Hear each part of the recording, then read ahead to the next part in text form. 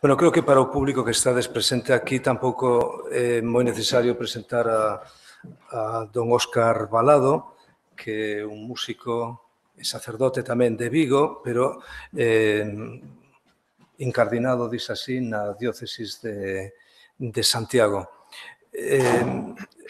Vende presentar a semana pasada, en colaboración con Manuel Cela, un dos dous organistas da Catedral de Santiago. Alégrame moito que este aquí tamén Manuel Cela e Adrián, é dicir, escoitando, e espero que participando despois na mesa redonda. Pois, como decía, vende presentar un libro catálogo, inventario dos órganos que hai na Archidiócesis de Santiago de Compostela, que prácticamente ocupa casi toda Galicia cando vemos o mapa. Eu coñecín a Óscar Valado no 2010, cando a visita do Papa Bieito XVI. Óscar era todavía diácono, cantou perfectamente o Evanxeo, aí con boa entonación, e leveime unha gran alegría cando souben que don Julián o mandou a Roma a estudiar música. E a verdade é que cando vexo que don Julián ou don Luís Quinteiro en Vigo, tendo tanta escasez de sacerdotes, prescinden de algunha xente moza para que durante un tempo se forme na música, como músico que son, estou especialmente contento porque demóstrame que hai un interés e unha sensibilidade por todo isto. Teñen o currículum aí no folleto ademán, únicamente por bromear, decirlle que me gustou a expresión de que é profesor estable, que un profesor de música sexa estable, é dicir, que é o contrario de inestable, pois dame moita esperanza. Nada, non é necesario moitas presentacións máis, porque el mismo se presenta ca ponencia que vai desenvolver inmediatamente. Pues muchas gracias al Consello da Cultura Galega por esta invitación en este encuentro que gira en torno al órgano en Galicia. Gracias, pues en especial, maestro Zumalave, al doctor Jiménez, sin duda. Para mí es una verdadera alegría estar aquí. Pues además ser telonero, ¿no?, de Roberto Fresco y de Yago Seara, y bueno, pues participar en la mesa redonda con quien fue también profesora mía, Marisol, aunque yo no era muy buen estudiante. La verdad es que me siento, la verdad, súper alegre de estar aquí dando un poco, sobre todo, el testimonio de un trabajo que, por supuesto, no ha sido solo mío, sino de tantas personas, algunas presentes como Manuel Cela, organista de la Catedral, en el que nos hemos sumado esfuerzos para llevar a cabo un proyecto en el que pusiésemos en valor, sin grandes expectativas, sino como un humilde trabajo, pusiésemos en valor el patrimonio organístico que existe en la Archidiócesis de Santiago de Compostela. Por eso que, sin ánimo de ser muy aburrido, sí que me gustaría dar unas pinceladas un poco teológico-litúrgicas antes de adentrarnos en esa tarea de inventariado de estos instrumentos en el territorio de la archidiócesis.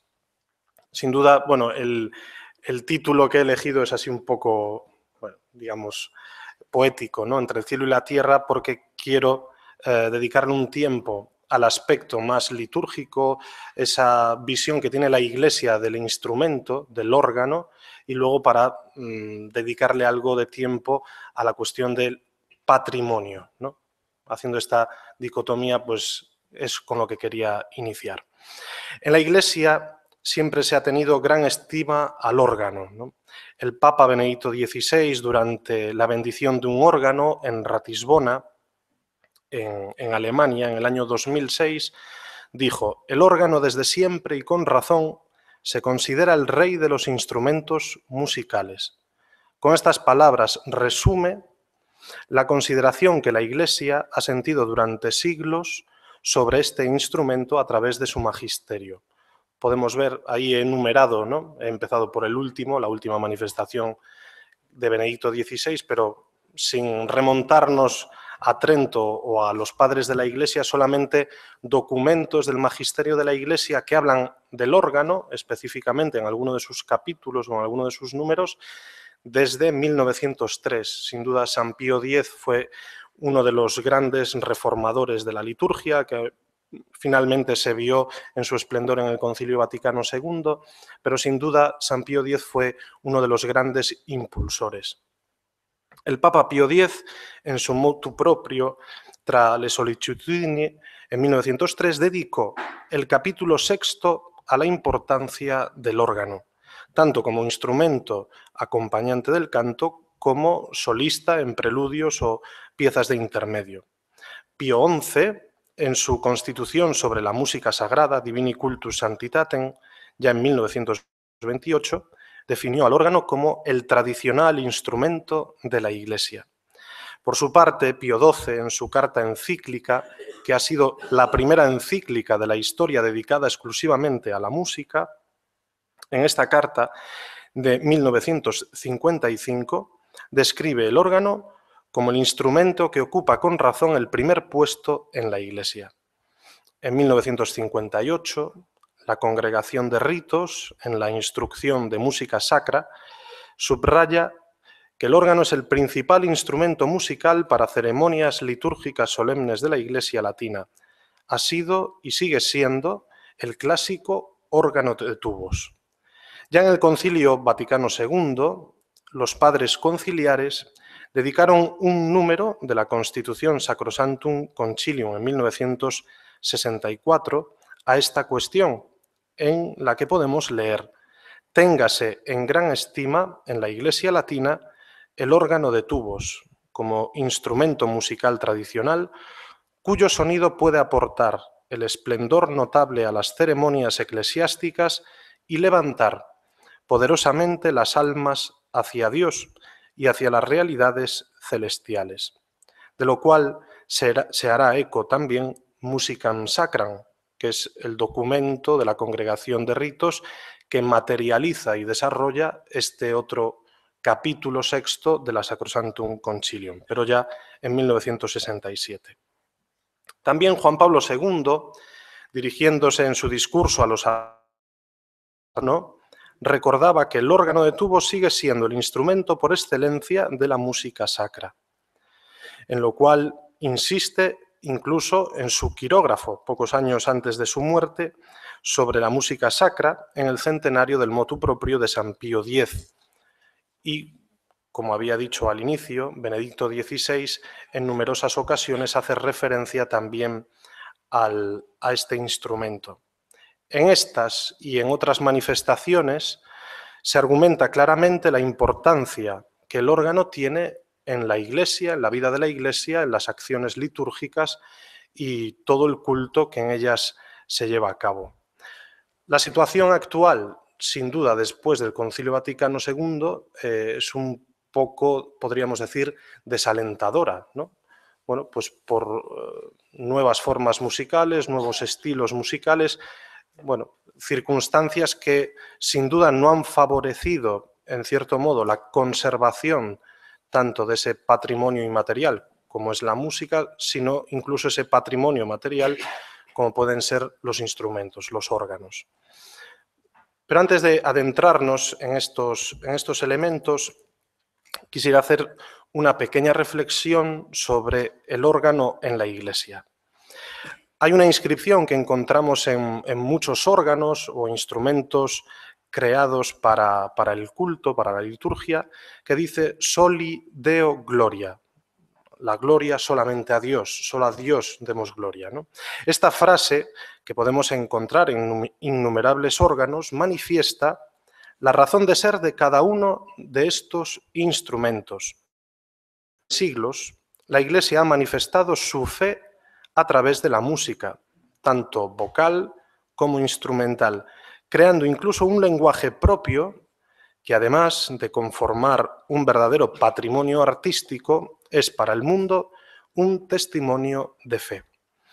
Cuando escuchamos, por ejemplo, una antífona o una misa gregoriana, un motete de Victoria o la Pasión según San Mateo de Johann Sebastian Bach, una pieza para órgano de Tournemire como el concierto que nos ofreció Juan de la Rubia hace pocos días, o incluso una obra de Messiaen. No solo estamos ante una obra de arte, sino que estamos ante una verdadera expresión de fe. ¿Cuántos compositores han escrito música para dar gloria a Dios? ¿Cuántos músicos la han interpretado? ¿Cuántos fieles la han cantado o escuchado para su santificación personal? En una realidad tan compleja como la música sacra, que es un lenguaje a la vez humano y trascendental, el órgano tiene, y me atrevería a decir, debería tener, porque no siempre lo tiene, una relevancia absoluta sobre cualquier otro instrumento en la liturgia como el idóneo para elevar las almas a Dios. Y esas no son palabras mías, sino que son de Benedicto XVI.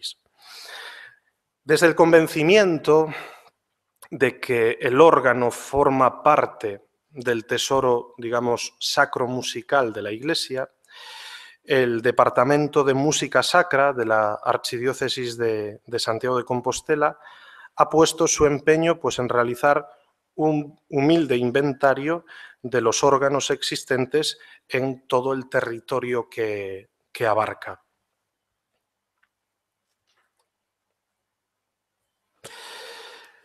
El resultado de esta tarea es la publicación, esta es la portada de la publicación, tratándose de una primera aproximación al tema. Su carácter es, ante todo, divulgativo, no teniendo por ello mayor aspiración que la de ser una ventana abierta a un patrimonio musical que en general ha sido poco estudiado e incluso poco valorado, y yo me atrevería a decir incluso descuidado. El estado de la cuestión, cuando uno se abalanza, ¿no?, sobre el órgano, bueno, pues puede contemplar que son muchas las provincias y comunidades autónomas en España que han salido al paso de un patrimonio tan importante en sus territorios, publicando interesantes catálogos de órganos. Hay cantidad de provincias y comunidades autónomas que tienen catálogos exhaustivos de estos instrumentos. Sin embargo, en Galicia aún no contamos con una publicación definitiva sobre la materia. En los años 80, Xan Viaño, becado por la Diputación de A Coruña, realizó un somero inventario de los órganos de esta provincia, de la provincia de La Coruña. Posteriormente, en 1990, el doctor Enrique Jiménez Gómez escribió Acordes de Sol e Lúa, os 15 órganos do noso Santiago Bello, publicado por este Consello da Cultura Galega. Y la Xunta de Galicia financió en 1996 una obra imprescindible sobre Mariano Tafall y Miguel, elaborada por Manuel Cela, aquí presente, y por Miguel López Fariña, que consta de 5 volúmenes, siendo el primero un estudio sobre Mariano Tafall y su obra escrita y los instrumentos que construyó, constituyendo los 4 restantes una edición facsímil de su tratado de organería, Arte completo del constructor de órganos, o sea, guía manual del organero. Ya en el siglo XXI parece resurgir un notable interés por el órgano, por este instrumento, y se han llevado a cabo restauraciones financiadas por diferentes instituciones públicas y privadas. Se ha instituido la docencia del instrumento en el Conservatorio Profesional de Ourense, impartida por Marisol Mendive, aquí presente, creadora también de la asociación Un Rato No Tuvo. Finalmente, un grupo interdisciplinar de investigadores financiados por la Xunta de Galicia ha comenzado la catalogación de los órganos de Galicia, que no ha sido completada, de tal forma que sí que sería un reto interesantísimo poder tener una obra definitiva sobre la catalogación de todos los órganos de Galicia. A estas iniciativas cabe sumar otras propuestas muy relevantes para la difusión de la música de órgano. El Compostela Organum Festival, promovido por el Consorcio de Santiago y organizado por la Asociación Musical Berenguela, estando al frente del proyecto María José Cerviño y Bruno Forst. Las Xornadas de Órgano Cidade de Ourense, el proyecto de lugares e órganos dirigido por Belén Bermejo, así como el Festival Internacional de Órgano do Corpus Christi, organizado por Luis Varela, prefecto de música de la Catedral de Lugo. Se observa, pues, un interés creciente por el órgano en las últimas décadas y quizás estemos en el momento de sumar esfuerzos para poner en marcha verdaderos proyectos que contribuyan a la revalorización y conservación de este patrimonio musical. Sin embargo, desde la Iglesia no nos atrevemos a hablar solo de un patrimonio artístico apto únicamente para los conciertos, sino también y sobre todo de un patrimonio espiritual, de ahí la introducción amplia del inicio, que sitúa al órgano en su hábitat natural, la liturgia. Solo desde esta doble perspectiva, el concierto y la liturgia, se podrán emprender las acciones que en este ámbito deben realizar juntos la Iglesia, los organistas litúrgicos, los concertistas, los organeros, asociaciones privadas e instituciones, tanto políticas como académicas. Este es el contexto en el que la Archidiócesis ha emprendido, pues, esta aventura de inventariar los órganos en su territorio. Por ello, la presente publicación ofrece, como ya he dicho, una primera aproximación al patrimonio organístico de nuestra diócesis. Pueden ver el mapa en el inferior, es el mapa de Galicia, y sombreada forma oscura el territorio que abarca la Archidiócesis de Santiago, que es, bueno, no es la mitad de Galicia, pero sí desde la ría de Vigo hasta la ría de Ferrol. Y ampliado este mapa se encuentran enumerados los 43 órganos que aparecen en la publicación en cada una de sus ubicaciones, siendo la gran mayoría en Coruña, Santiago y Pontevedra, pero luego en otras pequeñas poblaciones como Grove, Caldas de Reis y Noia, bueno, pues donde también existen estos instrumentos que hemos inventariado. Este libro, destinado sin duda a todos los interesados en el mundo del órgano, no está planteado, pues, como una obra definitiva, pero sí como un ejercicio, digamos, ejercicio de responsabilidad. Es decir, una tarea asumida por la Iglesia compostelana ante la necesidad de conocer la localización exacta de los instrumentos y su estado de conservación. He dicho bien, ubicar su situación, porque de algunos no se sabía ni su existencia. Hasta este punto estaba el panorama. Todo ello para, sobre todo, hacer una valoración antes de llevar a cabo un futuro plan director de rehabilitación de alguno de estos instrumentos. Finalizada ahora nuestra labor de inventariado, deseamos que esta sea un estímulo para ulteriores investigaciones y publicaciones. Esta tarea, comenzada en 2015, pues sin duda no hubiese sido posible sin un equipo de trabajo, ¿no? Nunca estaremos lo suficientemente agradecidos con todas esas personas que han dedicado su tiempo y sus esfuerzos por contribuir a esta causa. Nuestro trabajo de campo, ha abarcado todos los instrumentos dentro del área geográfica de la Archidiócesis, 47 en total, aunque solamente se han incorporado 43 a esta publicación. El catálogo son todos los órganos que están ubicados en iglesias, capillas, monasterios y conventos. Hay una salvedad, que es uno de los instrumentos de Mariano Tafal, que está en el Museo de las Peregrinaciones, pero que inicialmente estaba en una iglesia y fue vendido a mediados del siglo XX, a finales del siglo XX, al Museo de las Peregrinaciones. Luego hay otros que no hemos incluido, que, por ejemplo, el que está en el auditorio de la Fundación Barrié, 2 instrumentos de particulares y otros 2 en centros de formación musical. No obstante, sí se incluye un órgano este que mencionaba, el del Museo de las Peregrinaciones, que fue construido para una iglesia, aunque en este instante no lo esté. Los 43 instrumentos están ordenados cronológicamente, teniendo en cuenta el año de su construcción y, en alguno de los casos, la fecha de reconstrucción. Cada órgano está encabezado por su ubicación geográfica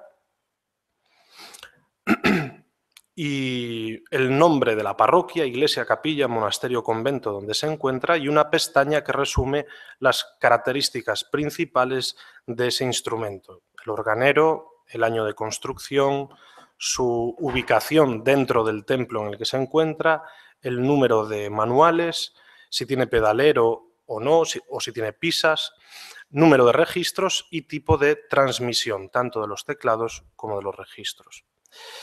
Después de los datos básicos, cada texto comienza con una breve introducción histórico-artística del lugar donde se encuentra el instrumento, para dar pie luego a una descripción técnica del órgano: autoría, instrumentos anteriores existentes, descripción de la caja, consola, registros, transmisiones, alimentación del aire, cañutería y, finalmente, estado de conservación y valoración de las eventuales medidas que convendría tomar al respecto. El diseño pretende ser atractivo, manejable y de carácter divulgativo, por lo que los textos no incluyen aparato crítico, mostrando en el cuerpo del propio texto las referencias básicas necesarias para profundizar en los aspectos presentados. También hemos descartado añadir muchos datos recogidos en las visitas a los órganos, tales como medidas o amplias descripciones de su interior, como de cada uno de los tubos, y esto solamente con el fin de facilitar su lectura a personas no especializadas en la materia, provocando más bien un estímulo para querer conocer más datos sobre cada uno de los instrumentos. Otro elemento fundamental en la edición ha sido la inclusión de numerosas fotografías de diferentes tamaños que muestran, por una parte, las características principales de los órganos y, por otra, una rica variedad de expresiones artísticas plasmadas en el papel. Yo les puedo mostrar algunas de las imágenes de las primeras páginas de este catálogo. Aquí tenemos los órganos barrocos de San Martín Pinario, con fotografías de algunos detalles. Estas son las máscaras de los tubos del castillo central. Estos son los dos órganos. Justo aquí añadido el órgano de Mariano Tafal al órgano barroco del Evangelio. Esta es la ficha que corresponde con el órgano de la Catedral de Santiago, con sus dos cuerpos, la consola, la disposición de los registros, y en el marco de todo esto, apuntaba también don Massimino, en el marco de esta publicación se ha visto la oportunidad de celebrar aquí en Santiago de Compostela la semana pasada el 7º Congreso Internacional del órgano hispano. Pues tuvo lugar aquí. Estas máscaras son también del órgano de San Martín Pinario. Entonces, aprovechando el Congreso Internacional, se presentó la publicación de los órganos del Arzobispado de Santiago. Y además hemos puesto en funcionamiento desde la diócesis un ciclo de órgano, que el deseo es que pueda continuar año tras año, pues siendo un instrumento más para revalorizar este patrimonio, ¿no? Yo creo que todas estas actividades, ya sean encuentros como el de hoy, jornadas, ciclos, congresos, conciertos, todo lo que ayude y colabore a difundir pues un patrimonio, a estimular la formación en el estudio del órgano, pues sin duda va a favorecer que se conozcan más y que se utilicen más. Bueno, hay mucho más. ¿En esto qué quiere decir? Bueno, pues que en esta tarea, ¿no?, en esta tarea de inventariado de órganos, pues nos hemos llevado gratas sorpresas, ¿no?, de encontrar organistas que en sus parroquias cuidan con mimo esos instrumentos, los tienen en perfecto estado, se preocupan de que estén medianamente afinados y enseguida llaman a quien tienen que llamar para elaborar cualquier tipo de arreglo o intervención, pero sí es cierto que nos encontramos con muchos instrumentos que están mudos y que ojalá no lo estuviesen, ¿no? Bueno, pues uno de estos claros ejemplos son los órganos barrocos sin duda, de San Martín Pinario. Voy a poner varios ejemplos, ¿no? Este, por ejemplo, está en el monasterio de San Martín Pinario, no funciona, sí que conservan los secretos y parte de la maquinaria de la transmisión, pero bueno, no tiene ya ni siquiera tubos, está completamente vacío. Aquí ven, bueno, los tiradores, algunos arrancados, otros tapados, sin pomos, los secretos en un estado bastante lamentable, algunos tubos pues abollados, pero sí que está en un entorno sin duda envidiable, ¿no? Me refiero artísticamente, bueno, pues una bóveda policromada, casetonada, 2 cajas extraordinarias, barrocas, bueno, sin duda un patrimonio a recuperar. Luego tenemos otros instrumentos, aunque no estén incluidos en el catálogo. Este es el órgano construido por Grensing a comienzos de este siglo y está en el auditorio de la Fundación Barrié, pero aún habiendo instrumentos en buen estado, pues tampoco se utilizan. Entonces es un poco esta gran diferencia, ¿no? Tenemos instrumentos en un entorno excepcional que están completamente mudos y destrozados y no se usan porque no se pueden utilizar. Luego otros están en perfecto estado, pero tampoco se utilizan, ¿no? Entonces es un poco esto que podríamos llamar fotos denuncia, ¿no? Bueno, pues hay de todo. Por ejemplo, en el Pazo de San Lourenço tenemos también un órgano barroco pequeño, pero muy interesante. También está en la iglesia del Pazo de San Lourenço. Un órgano sería interesante recuperar, por supuesto. Luego, por ejemplo, este es un instrumento del que he tenido noticia hace poco y me gustaría, bueno, pues por lo menos mostrar las fotos, ¿no? Lo hemos comentado en la comida, Roberto y Fresco y yo. Es un órgano OESA de 3 teclados. Aquí en Galicia, órganos de 3 teclados hay poquísimos, creo que solamente hay 2, ¿no? El de la Catedral de Santiago y el de San Juan de Pollo. No sé si en Orense, en la Catedral, también es de 3. Y este es un órgano OESA de los años 50 y es un órgano que estaba en el Teatro Fraga, en Vigo.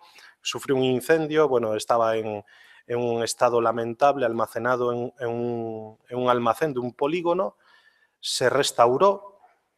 Es un órgano, bueno, interesante sobre todo, no por ser de buena factura, ¿no? Porque bueno, el organero que me facilitó las fotos, Federico Acitores, que es el que lo restauró, él mismo decía que tampoco era un instrumento de un valor artístico importante.